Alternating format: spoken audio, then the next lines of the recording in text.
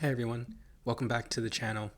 If this is your first video and if you're new to the channel, my name is Solomon Thomas. I'm a master's student in a general psychology program. I did 4 years in the Marine Corps, 2 years in corporate America, and I'm honestly just very interested in human nature. I'm going to graduate with my master's in a few weeks here at the end of May, and the next step will be to get into a PhD program to pursue a clinical psychology degree. One of the things that I want to do is lecture and teach, and I want to be a professor one day, as well as do research and also have a private practice.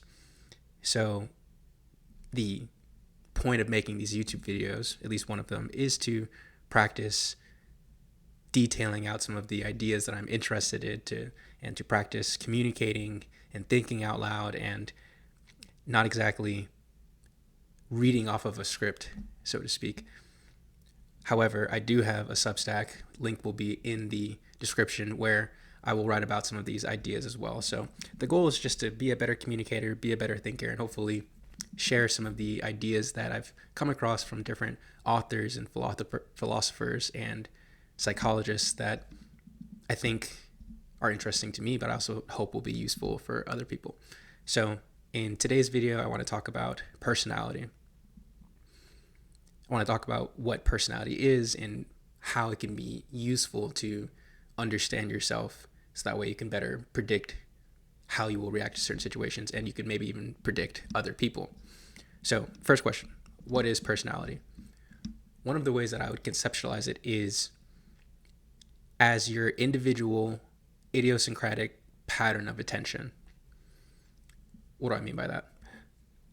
I learned from Ian McGilchrist. He's a psychiatrist. He has a few books. One of them is called The Master and His Emissary.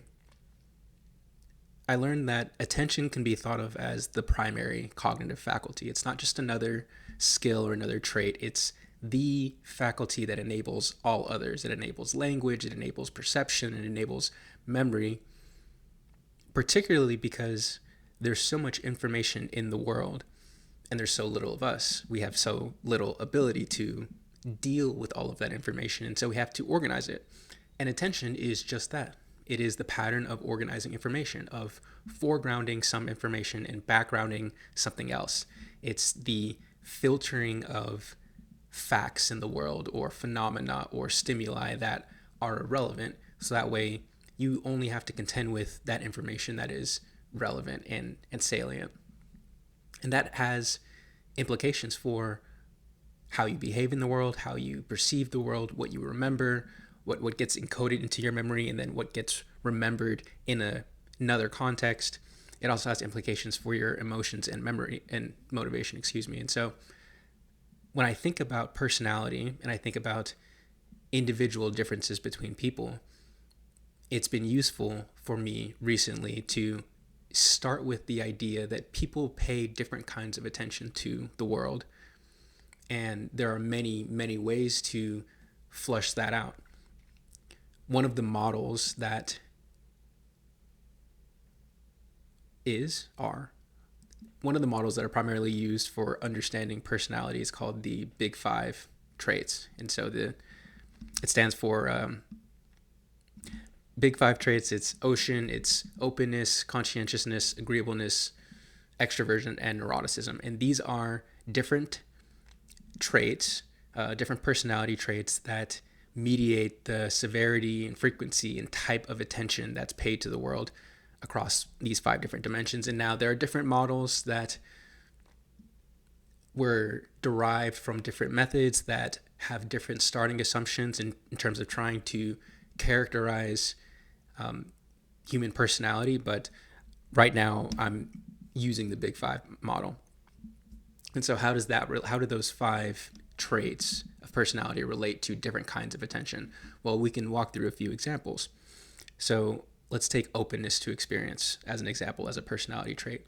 People who are high in openness, and you can get measures of different personalities from different methods, either self-report, other people can fill out questionnaires about you. There are behavioral correlations, there are physiological and biological correlations that can give you a certain reading of your personality. So there are different ways to measure your personality, but People who are high in openness tend to be more creative. They tend to be more intellectual. They care more about ideas. They love engaging in creative and intellectual conversations, and they also have an affinity for aesthetics, so beauty and art.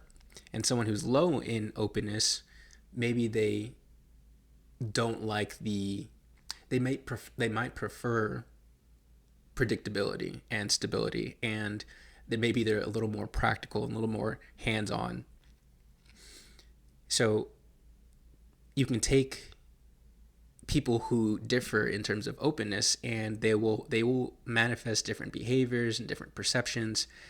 There is a behavioral correlate of openness, of trait openness, and it's called latent inhibition. And latent inhibition is just a technical term for learned irrelevance. So when you're going through your environment, through your world, and you routinely see the same images or the same sidewalk, the same yard, the same homes, you learn to ignore those images or those stimuli because it would be wasteful and inefficient for you to always use cortical or cognitive energy to perceive every detail of the world. As you go through the world, let's say you're driving to work and you do the same commute over and over again for years, instead of perceiving all of the turns and the lights and the stop signs and the yards and the different signs that you pass by, your nervous system will learn to anticipate what it is that you're going to see. And that anticipation, you could say, is a model of the world that you've generated from memory, from constantly seeing the same thing over and over again.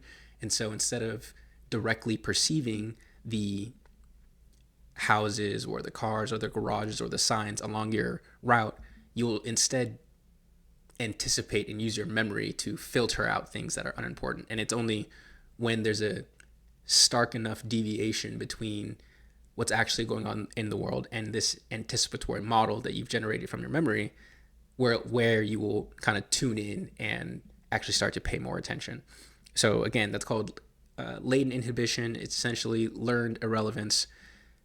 And people who are high in openness are low in latent inhibition. So they have a lesser proclivity for their memory to filter out aspects of the environment. And so it's perhaps as if they are more prone to see new phenomena and make different associations and see the world more as it is, for lack of better terms, compared to someone who is lower in openness and therefore higher in latent inhibition. And so their memory is more working to help them perceive the world. And so that's just an example of how people can pay different attention to the world and therefore have different experiences. And one of the ways that these different patterns of attention mediate themselves is along different dimensions of personality. And that was just an example of openness. Another example that I found helpful when it comes to relationships, particularly my relationships, and this is a broader example about why it can be useful to understand your personality and understand the personality of someone else. My wife and I took a personality questionnaire a few years ago, and we've been married for a few months now, and I like to think that our relationship is just getting better. One of the reasons that we've been able to have a successful relationship so far is that we had a baseline understanding of our personality and our different proclivities. So, for example, I'm lower in neuroticism and she's higher in neuroticism. And trait neuroticism is another trait within the Big Five model, and it essentially is the negative emotion trait. So people who are higher in neuroticism experience more negative emotion, more frustration, depression, anxiety, compared to people who are lower in neuroticism. One of the ways that manifests is that my wife will see threats in the world where I don't see them, and she will react more to them. And so now, speaking more broadly, when you have someone who is higher in neuroticism, that can be very helpful because they're more risk averse and they will see dangers before other people do, oftentimes. And one of the trade-offs is that, well, they may overreact or they may see threats where there really aren't any, and so those would be false positives. So for my wife and I, now going back more specifically, now that since we knew that going into our relationship, we were able to better predict where sources of conflict might occur.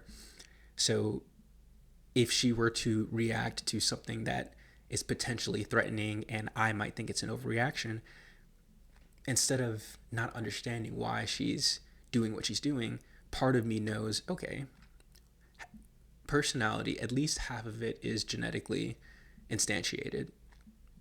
So this is part of how she sees the world. This is not exactly, she's not being triggered by this specific instance, more than likely, because it's of something random or because of something else. Like, this is part of her nature, and it's not me, basically. That's one way to look at it. It's not the situation oftentimes. This is just part of who she is. And this was something that personality questionnaire that we both took detailed to me.